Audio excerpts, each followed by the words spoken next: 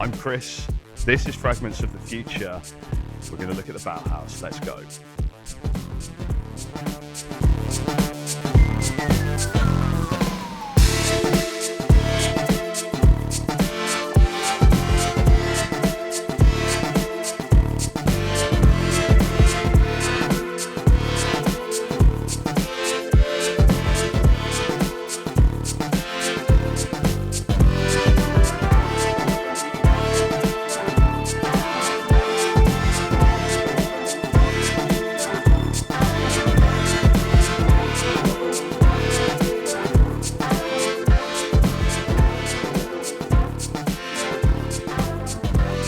Welcome to part 2 of our look at the world of the Bauhaus. We're going to go from the Bauhaus and we're going to look around Dessau at some of the other buildings and the other places that came out of this incredible vision. So coming to the town centre of Dessau now, which is a small to medium-sized town, southwest of Berlin, northwest of Leipzig, to see some more examples of Bauhaus architecture. And there's lots of them all around. So you can see the influence that the professors and the students who were working at the Bauhaus had on designing different buildings. And this one here is the employment office, or some would say unemployment office, for Dessau. And when the great crash came, well, I think this opened in 1929 actually, so it would have had its work cut out when Germany then plunged, as with the rest of the world, into this huge recession at the end of the sort of Babylon Berlin age. Designed by Walter Gropius and opened in 1929. It's being restored to its former glory. Wonderful semicircular design with these lovely bricks as well, and some elements from Junkers, the company that famously made planes. Fun fact, the Nazis actually wanted to demolish it on the outbreak of war. They didn't like Walter Gropius's work or any of the Bauhaus work, and saw it as degenerate as part of the Nazis putting modernist work into the degenerate category. So they wanted to get rid of this building, but it narrowly survived up until this day, and it's been restored now. This is the experimental steel house on the Torten Bauhaus estate in Dessau. So they built a lot of different houses here using Bauhaus methods and Bauhaus ideas and people that were working at the Bauhaus. And this is the steel house. So in the 1920s, they thought that steel could be this revolutionary new material that we could build houses with cheaply, and we could reproduce them very, very simply, and you could expand or contract them as well by using different amounts of steel. So almost kind of proto-metabolist, really. But yeah, they thought steel was the answer. Probably the steel industry, I imagine, had something to do with that. But didn't really catch on, though. I've found out recently that they had steel houses in Nottingham as well. And also, if you look at Scandinavia, it's just occurred to me, you see a lot of like metal houses in kind of Reykjavik and Norway and stuff. But anyway, this is one of the experiments, the steel house here in Dessau on the Torten estate. So would you like to live in a steel house? Well, let's go and find out what it's like. I also have just been shown a photo of the very first family who lived here. I'm not sure if I'm allowed to show it. If I am, we'll drop it into the shot now. And if we're not allowed, then you'll have just seen me clicking my fingers and looking more at the outside of the house. Let's see if we can take a look inside, though. So inside a steel house. Would you know that it was steel? I think they've plastered the walls, so it's not immediately obvious, but you can see some of the frames.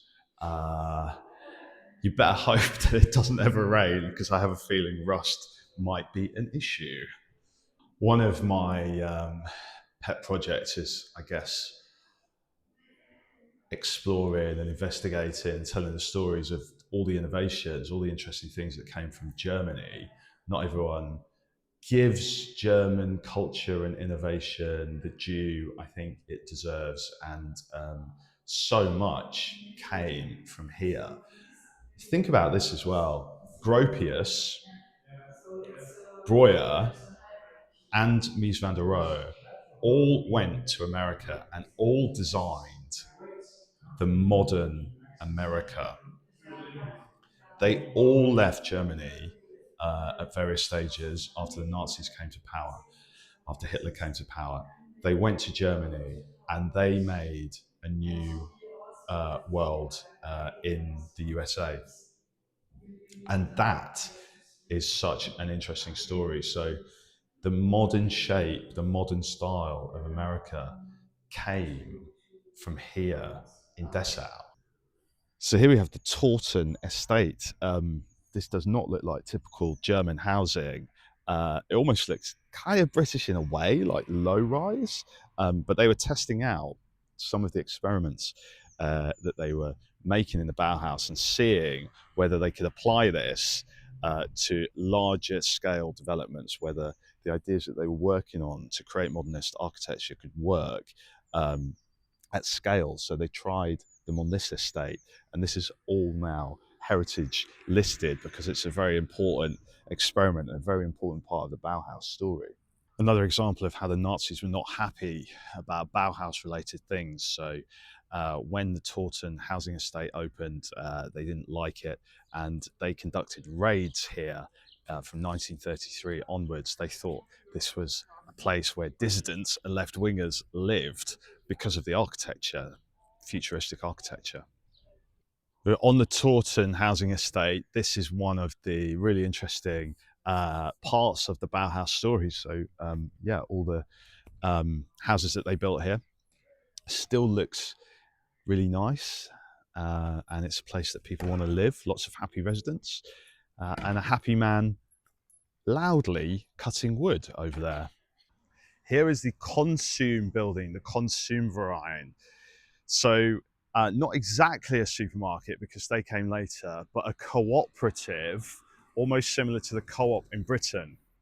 So they had things like bakeries, butchers, vegetable and fruit shops. And this was the center of the Konsum, the co-op sort of system here on the Taunton estate in Dessau. So this is from 1929, and I think this is the best looking, well, we'll not call it supermarket, but the best looking local shops I have ever seen in my entire life. Compare and contrast with something like the South Wootton local shopping precinct in Kings Lynn, where I used to spend a lot of time, which had Tesco's, a vet, and a Chinese takeaway. This looks absolutely incredible, and it's still in immaculate shape. Looks very much like an ocean liner, doesn't it, with a flagpole. You can imagine it setting sail for New York, which of course is what a lot of the Bauhaus masters and students eventually did. There's been a lot of interest in the Bauhaus again since the film The Brutalist came out. Now, in that film, you could say that the main character is kind of an amalgamation of people like Gropius and like Breuer, Breuer especially, even like Mies Van Der Rohe a little bit. People who came from Eastern Europe, came to Germany, studied at the Bauhaus, and then went to America, were kind of starting again in a way, but they were also, in some respects, they were stars. So the film doesn't necessarily portray the whole story, but I think that film has increased interest in the Bauhaus, and it has kind of made people a bit more aware of that story of people coming from here in Dessau, this tiny German town, and ending up in Chicago or in New York or in Los Angeles, and how that kind of affected them, and then how they went on to rebuild America. This is the amazing Kornhaus restaurant, designed in 1929 by Carl Fieger, who worked as a draftsman in Walter Gropius's office.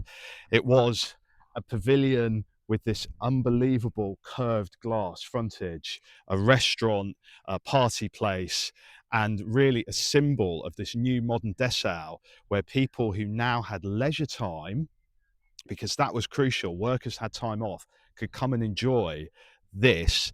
And that was a really big thing with modernism. We thought, we're not going to have to work forever, so what are we going to do with people's free time?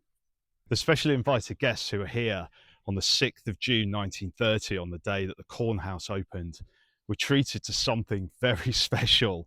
Two pilots flew their Junkers seaplanes up and down the Elbe River, delighting the guests, and then they landed nearby. It was really a big show, and it must have been so indicative of this modern age, flying machines, flying boats, and this amazing restaurant, the likes of which no one will have ever seen before. Everyone who was anyone wanted to come and hang out at the Kornhaus, and it's still like that today. It's still open as this beautiful bar and restaurant, and people want to come and hang out here. And this is the beautiful interior of the Kornhaus. I'm hungry. I think I need to eat. This is some more architecture from Dessau. When Germany was split into East and West after the war, Dessau became part of East Germany and was part of the communist world. So when they were rebuilding Dessau in the 50s and 60s, they built a lot of this GDR, DDR architecture, which you can also see in Eastern Berlin. Women at the Bauhaus faced certain pressures. They were encouraged to do textiles rather than architecture because that was seen as a man's world. But there were certain women who were breaking the mold, and there was a space here where they could try and become something. And it was very interesting to see how this panned out. Gropius's wife, Isa, and Lucia Maholi were some of the pioneers who weren't really given their dues, but were really at the center of the action, creating and inspiring and leading people here. So there was a really interesting feminist dynamic going on as well here at the Bauhaus. So there's a lot of new exhibitions taking place at the Bauhaus as part of the 100th anniversary celebrations of the Bauhaus opening here in Dessau. One of them is this exhibition about metal, but there's also one about concrete and one about glass. Thank you for joining me for this episode of Fragments of the Future here in Dessau, where we've been learning about the incredible story of the Bauhaus.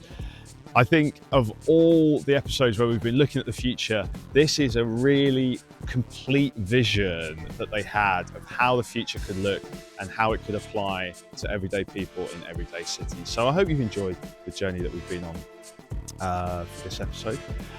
If you want to leave a comment, that would be great. And we'd also love it if you could subscribe. More subscribers is a great thing. So thank you in advance if you want to do that. Until then, I will see you again very, very soon. And my name has been Christopher Beanland. Thank you and goodbye.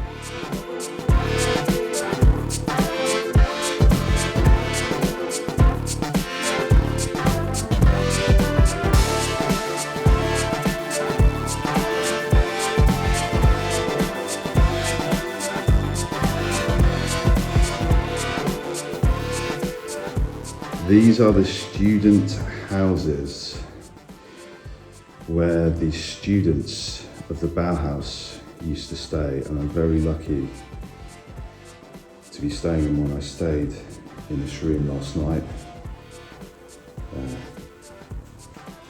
Mies Van Der Rohe left his computer plugged in.